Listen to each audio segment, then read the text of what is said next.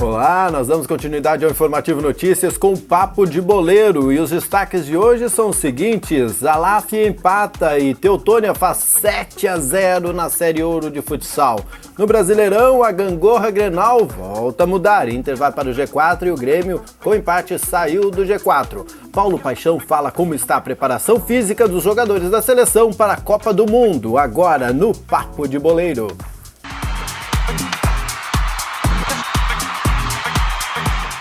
Jogo Bote, o time de Lajeado, a Alaf, no futsal Série Ouro, empatou ontem na finaleira com o Bento lá na Serra. Pontinho precioso, hein, Márcio? 50 segundos do final do jogo, Marcelo Giba fez gol de empate em 2-2 da Alaf contra o Bento Futsal. Lá foi mal, primeiro tempo principalmente, buscou a reação no segundo e garantiu esse empate aí, e já soma 9 jogos sem conhecer o que é derrota, né? Se aproximou ainda mais a questão do grupo do G4.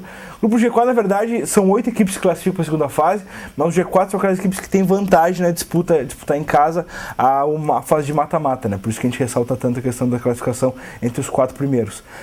Mas foi um ponto importante, Bento Gonçalves, e Bento, que é um cravo no pé da Alaf, o ano passado fez 10-3 na Alaf, então esse ano conseguiu buscar um ponto lá importante nessa rumo de classificação. E me empresta a mão aí, Diogo Bote, que não cabe tudo na minha. 1, 2, 3, 4, 5, 6, 7 gols de Teutônia. A STF aí parece que acordou na competição, fez 7 no Cachoeira Futsal, que é um dos lanternas junto com a Fusca ali, se revezam aí na ponta de baixo da tabela. Mas é isso aí mesmo, contra time de qualidade inferior técnica tem que fazer gol, e foi o que a STF fez, 7-0. Que balaio, né? Balaio, 7, né, cara? Futsal é muito dinâmico, né? Então, às vezes, é muito rápido as coisas acontecem. Com a própria Alaf tomou 10 de Bento lá, 10-3 no jogo de 13 gols. A STF fez 7 em casa, belo resultado do time de Teutônia. E depois de fazer os exames médicos, os jogadores da seleção se mostraram lá para Paulo Paixão, que é preparador físico, né? Ex-dupla Grenal. É isso aí, esteve profissional de grande qualidade, tanto que não sai da seleção há muitos anos. E fala agora como estão os jogadores da seleção para a Copa do Mundo. Cada um de nós, seres, temos um limiar, não só o limiar de força, como o limiar orgânico. Então se você obtém e detém esse limiar, quando atrás para nós na seleção, que é o caso específico, a gente busca desenvolver, se ele não está com aquele limiar, a gente busca, logicamente, fazer com que o atleta atinja esse limiar, tentando fazer, depois dele ter atingido, às vezes vem com uma defasagem, ele trabalhar para alcançar mais ainda. Então, eu te diria que, para estrear na Copa do Mundo, todos estarão em condições. Consequentemente, com o número de jogos, e eu digo sempre dessas participações que a gente teve junto à seleção brasileira e à seleção dos Emirados Árabes em Copas do Mundo, eu te diria que sempre a partir do 3º jogo é onde o atleta atinge o seu máximo, a partir do 4º, 5º e no 7º ele está num patamar mais alto. Então eu acho que hoje, te diria, pelos trabalhos que nós planejamos, toda a comissão, que esses atletas estarão em condições de estrear.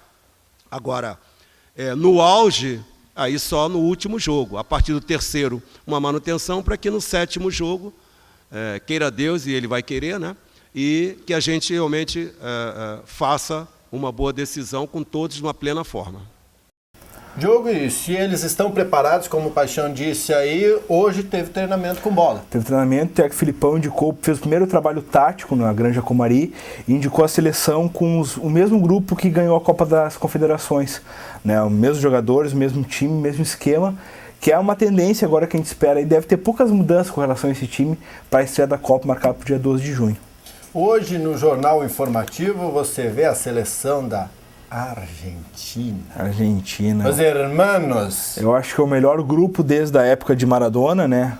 Orquestrados agora pelo Lionel Messi, que finalmente conseguiu jogar um pouco do que ele sabe no Barcelona com a camisa da seleção argentina, e é uma seleção que promete incomodar muito. Na minha opinião, uma das favoritas aí, junto com o Brasil e a Alemanha, para conquistar esse caneco. A gente tem sempre que escolher um dos destaques. Aqui foi o Messi, né? Mas ali teríamos mais destaques. Tem mais. O próprio Di Maria, que é o fique de ouro nosso ali. Também o Kun Agüero, que é um jogador de muita velocidade, né? O próprio Higuaín, que é o centroavante, que voltou a fazer gols jogando com a camisa do Napoli, né? Tinha sido um pouco apagado no Real Madrid, mas agora voltou a sua grande forma física. Eu acho que o único ponto fraco da Argentina é a questão defensiva, que tem jogadores que podem deixar a desejar, assim, pode comprometer o esquema. Mas o setor ofensivo aí, a partir do Mascherano pra cima ali, pelo amor de Deus, é uma seleção de muito respeito. É isso aí. A Argentina, os gaúchos vão ter a vantagem de poder assistir aqui no Rio Grande do Sul um jogo. É uma das grandes que estão vindo aí, ao lado de França e Holanda. É isso aí. A Argentina joga a primeira partida contra a Bósnia, vai ser lá no Maracanã, no Rio de Janeiro. Depois joga contra o Irã, no Mineirão, em Minas Gerais. E na quarta-feira, dia 25 de junho, será aqui no Beira-Rio, contra a Nigéria. A Argentina, que é a cabeça de chave do grupo F, se não me engano. Grupo F, isso aí. Grupo F, não deve ter problemas para passar em primeiro nesse grupo. Aposto em 3 vitórias da Argentina. E amanhã, no informativo, a Bósnia. Bósnia e Herzegovina. Bah, difícil também, que nem Honduras, assim. Boa sorte, Vamos lá. Bom, antes que comece a Copa, nós passamos, o Diogo Botti, ontem pela penúltima rodada do Brasileirão antes da Copa do Mundo. Antes da Copa do Mundo. Folga, né? O Grenal somou 4 pontos aí em 2 jogos, né? O Grêmio no Recife ficou no empate com o Sport. Marcelo Groy mais uma vez salvou o time do Grêmio. Foi o grande nome do empate 0-0 com o Sport. Pegou tudo, pegou até a mãe dele, Marcelo Groy ontem foi fantástico, como havia sido já contra o Fluminense na vitória na Arena. Repetiu a boa situação e vive um alto jogador aí. O Grêmio muito bom, e o goleiro do Grêmio nesse início de campeonato. Pois bem. E o Grêmio empatou então em 0-0 com o Sport lá na Ilha do Retiro. Internacional venceu ao natural 2-0 na Serra Chapecoense. Fez o que tinha que fazer, né, Márcio? Chapecoense em casa não é para perder ponto, né? O Ayrton Paulista 2 vezes fez os 2 gols do time, vitória de 2-0. O Abel promoveu a estreia do garoto Leandro, foi um dos destaques também, deu o cruzamento para o último gol do Ayrton Paulista. É um jogador que promete ser bem utilizado na questão ofensiva do time. Nós temos aí os gols do Internacional ontem sobre a Chapecoense lá na Serra Gaúcha.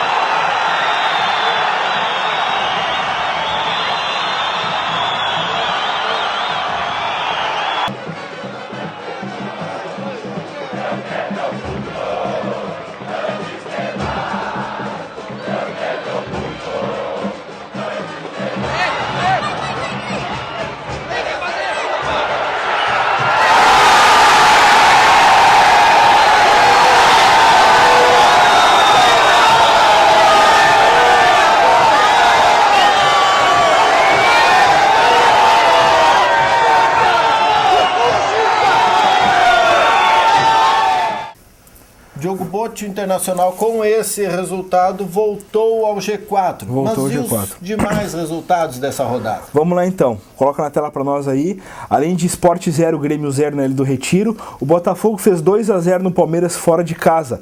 O Criciúma ganhou do Curitiba por 1-0, o Criciúma que vem numa crescente aí no campeonato, conseguiu a segunda vitória consecutiva. Internacional 2-0 na Chapecoense, o Goiás ficou no 0-0 com Vitória em casa no Serra Dourada, o Corinthians fez 1-0 no Cruzeiro, travou o Cruzeiro aí. Cruzeiro, que era o líder com 16, podia ficar, caso de vitória, podia ficar isolado após essa parada da Copa. Agora vai ter que voltar a fazer ponto na última rodada antes da parada. Atlético Paranaense 2, São Paulo 2, outro jogão da noite. E o Atlético Mineiro fez 2-0 no Fluminense, outro que poderia ter assumido a liderança. A rodada será completada nessa noite, às 19h30. O Flamengo entra em campo contra o Figueirense e às 21 horas o Bahia fecha a rodada contra o Santos. O Galo cantou em cima do Fluminense, que é o próximo adversário do Internacional. Exatamente, isso aí. No Moacirzão, em Macaé, o Inter visita o Fluminense aí, que um jogo que pode, dependendo dos resultados paralelos de Cruzeiro, que joga também no domingo, pode valer a liderança da competição. Imagina, seria interessante para o Colorado virar a Copa e passar a Copa pelo menos como líder. É verdade. E o Grêmio, que acabou empatando na rodada, caiu para a 7ª posição, mas está a 2 pontos do líder. E a classificação geral? Vamos lá, o primeiro é o Cruzeiro, na tela para nós aí. Cruzeiro com 16 pontos em 8 jogos, o Fluminense vem na segunda com 15, seguido do Corinthians e do Inter, todos com 15, fechando o G4. Com 15 também veio o Goiás e o Atlético Mineiro em sexto. O 7º aparece o Grêmio com 14, seguido do São Paulo com 13 e do Palmeiras com 12. A primeira página fecha com o Criciúma na 10ª posição com 11 pontos. Abrindo a segunda tela, o Atlético Paranaense é o 11º com 10 pontos, seguido do Botafogo com 8, do Bahia também com 8 e do Santos com 8.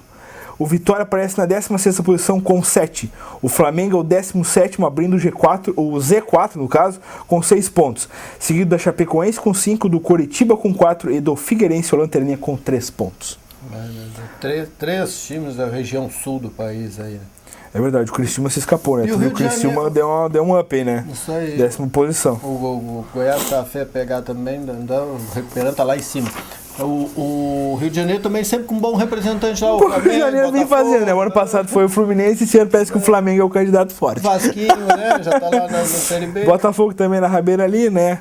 Mas eu acho que o Santos tem uma campanha bem abaixo aí, pode acabar causando dor de cabeça pro torcedor. Eu acho que o Santos é um elenco que depois perdeu o Cícero agora, acabou se transferido pro Fluminense, perde seu jogador de referência de meio campo ali, Leão Damião não vem jogando nada. Eu acho que o Santos é um dos grandes aí que pode encabeçar o rebaixamento. Bom, assim foi a rodada do meio da semana. Amanhã nós voltamos para contar como será a última rodada do Brasileirão antes da Copa do Mundo de Futebol, Diogo Borges. Depois folguinha pra Depois folguinha, muita Copa do Mundo para nós aqui, né, Márcio? É isso aí. Vamos acompanhar de pertinho o que vai acontecer nesse maior competição do esporte mundial. São 12 sedes no Brasil, onde a bola vai estar rolando, a brazuca vai estar bombando para todos os lados deste país. Nós voltamos amanhã às 6 da tarde com o Informativo Notícias e também o Papo de Boleiro. Tchau.